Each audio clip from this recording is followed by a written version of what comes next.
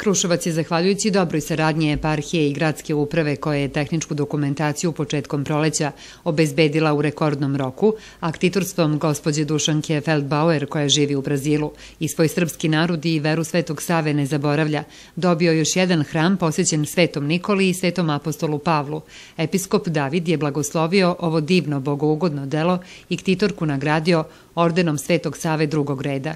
Hvala, sestri Dušanki, što nas je podsjetila na sve te velike i važne stvari naše vere i što nam je omogućila da se i u ovome hramu, kao i u tolikim drugim, osjećamo kao oni koji se nadnose nad najfinijim ognjem, najfinijom vatrom koja zagreva i duše i tela. Zahvaljujem se svima koji su doprineli da se ostvari moja želja da podarim crkvu svom narodu, gradu iz koga sam otišla pre 65 godina, a to je bila i želja mog pokojnog supruga Pavla i nadam se da će se i drugi sugrađani pridružiti da se sazidana crkva i iznutra uredi i freskopiše i želim da uvek, kako je preosvećeni vladika David rekao, budemo zajedno na putu čuvanja svetosavskih korena, izjavila je gospođa Dušanka Feldbauer za regionalnu radio-televiziju Kruševac prilikom svečanog uručenja ordena za ktitorstvo.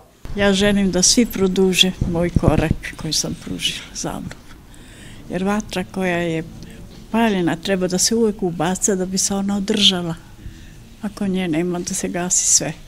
Ja sam strašno uzrujana i nemam ni reči više. Ja vam svima zahvaljujem. Svečanom uručenju ordena u novosagrađenoj crkvi, u kojoj će se uskoro služiti sveta liturgija, prisustvovalo je sveštenstvo i verni narod Kruševca sa nadom da će što više dece dolaziti u portu nove crkve u naselju Ujedinjene nacije.